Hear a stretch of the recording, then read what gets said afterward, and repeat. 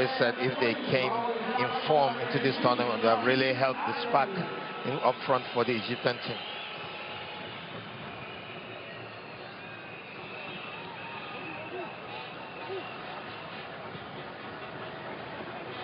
Egypt, of course, will be looking for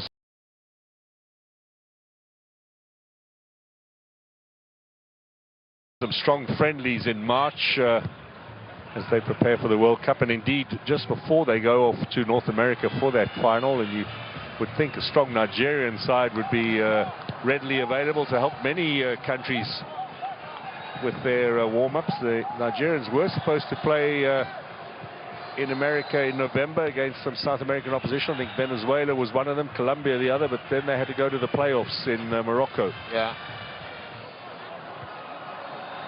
But for teams from South America, Europe and Asia who are looking for a good, strong African opponent, if they might have an African team in their group at the World Cup, I'm sure we'll be knocking on Nigeria's door, because you're going to get a tough encounter when you're up against the Super Eagles. Here's Adams. Simon in the middle. That's another bit of excellent cover defense. Fati again, who's played in the back four today, but of course we know his industry as a centre midfielder, defensive midfielder. Yeah. Simon. That's what we always say. If you are a central defender, you can play. You can be a left back or a right back, or you can be a defensive holding midfielder, because that's the area that you see the game more and you read the game more.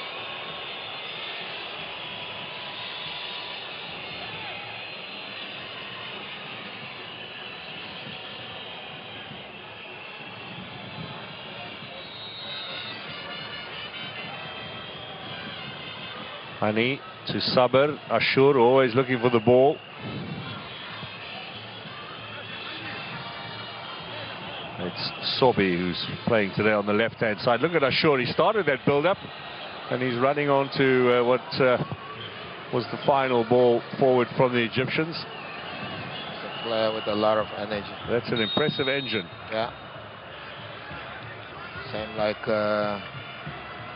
Jacob of Senegal, from the left wing.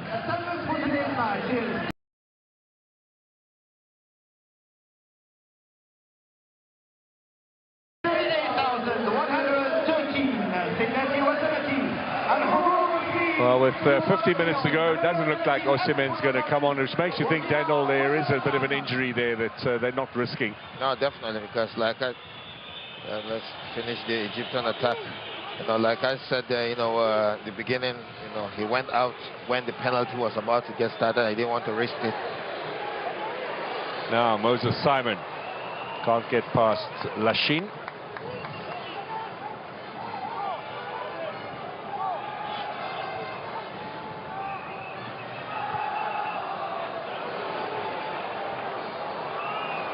That last touch comes off Fati, straight into Shobir's arms. And away come Egypt down the left-hand side. Both coaches and players will be praying for this game not to end up on penalties. Nobody want to play a third-place penalty shootout.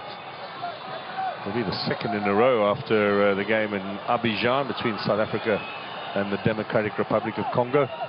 Nigeria, of course, with 14 goals coming into this match, which is 2 behind the record for a team at the Cup of Nations, set in 2008 by Cote d'Ivoire. 16 in the tournament, so had they scored twice in this match, they would have equaled that. 3 goals for Egypt, for Nigeria rather, would have set a new record. But they've had the ball in the net twice, however, both times ruled out, so they are still on 14 goals. It is, however, Daniel, the tournament with the most number of goals. Yeah, and we're on what, 120 plus now? That's an incredible record, isn't it? It's been some exciting football. There have been some very tightly contested matches, and not too many one-sided games. Here's Mamouche. Cut out by Iwobi. I think at the end of the day, the cream really has risen to the top in terms of the teams who've made it through to the quarters, semis, and of course tomorrow's final, Morocco and Senegal in Rabat.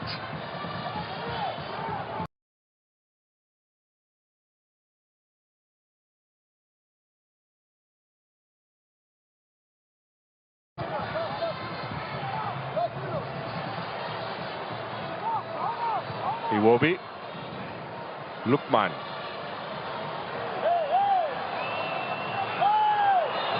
That's a dangerous tackle. Yeah, a follow-up, he trailed, to the ball. Rabia is apologizing. Is he going to get a card for that? The referee has been lenient in the second half. Oh, we've just had that one yellow in this game so far.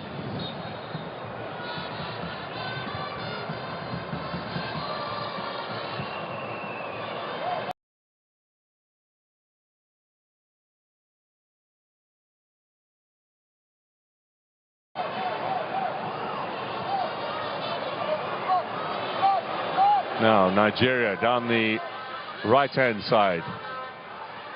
Iwobi, Chukwueze, nicked away. Marmoush has got pace. There come Egypt. Ashur to his left.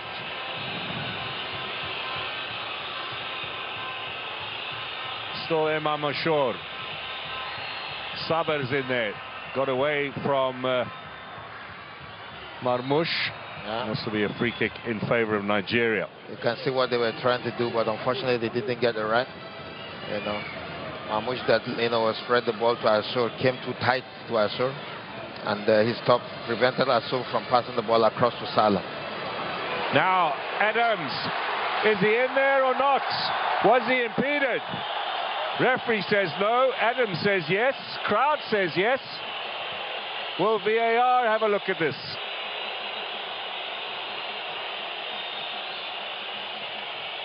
That was a chance to seal it up with 10 minutes to go. In the meantime, here's Omar Marmoush with a chance for Egypt. Great defending from Semi Aje again. Strong, solid defense. The pressure from him, there's a bit of nudge, but that's nothing to give a penalty. Now definitely the referee will listen to the VAR if there is something to go back to. Well, they're showing this little shove on Marmoush. Just a little lean in the back there from Semi Aje. It's too risky because of the force. Now, at the other end, this is the challenge on Akor from Fati. He gave him a little push there. How much of a push? How influential that was? As both push both ways. The same notch from Ajayi on Marmoush, and the Akos one looks a bit furiously. And if they're gonna look at it offside, he was onside, but the notch was like before the white line. Even if it's gonna be a penalty cover, we just need to take a look at it again. Well, there is some discussion there with VAR. The Algerian Larbi Ben Braumu is the VAR man. Yeah, so play on. Right, so play on. Not serious enough for this little push on Akor for a penalty. It was dangerous though from Fati. You're risking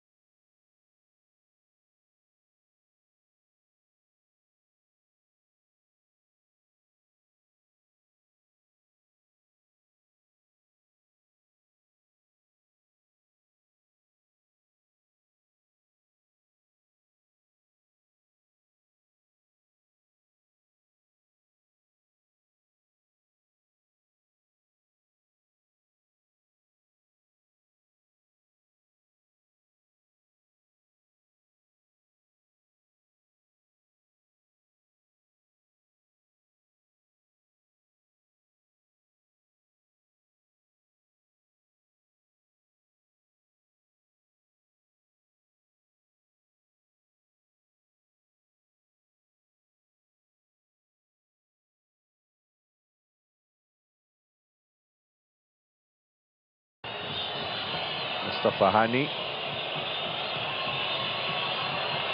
Saber finds Salah.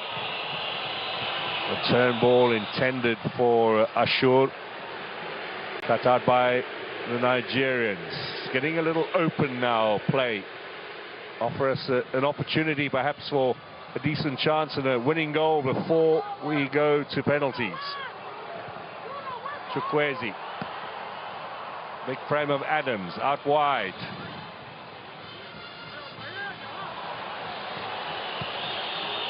Steal by Egypt. Marmoush. Oh, he's done so well.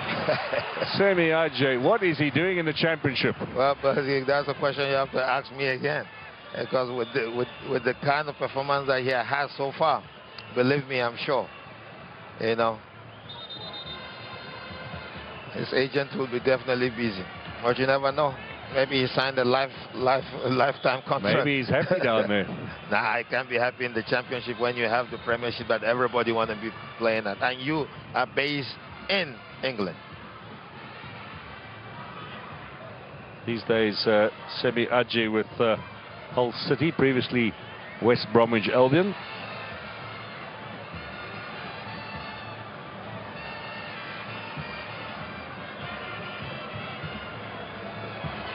So, do they start and maybe make a few changes with kicks in mind?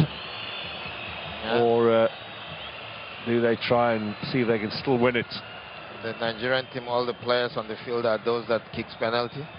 The only player that always shy away and run away is Owobi. He always shies away. He doesn't like taking penalties at all. But Edika is there. You know. Well, the coach said that Chukwueze had been the best in training, yeah, and is Nigeria's best penalty taker. His effort, though, in the semi-final against Morocco was disappointing. Well, it's a nonchalant attitude that he went towards kicking the ball that frustrated a lot of Nigeria, got everybody angered. The way he was chewing the bubble gum, you know, having a balloon off of the bubble gum, and then they just casually kick the ball, you know. Sometimes the frustration, you being on the bench, knowing that you should have been on the field earlier, and then they kept you just waiting for you to kick the penalty. Chance here. Taking no chances, the Egyptian defense. Rabia with the clearance. Keeper Shobin was coming off his line to collect. Moses Simon was threatening. And at the end, it was some swift work from the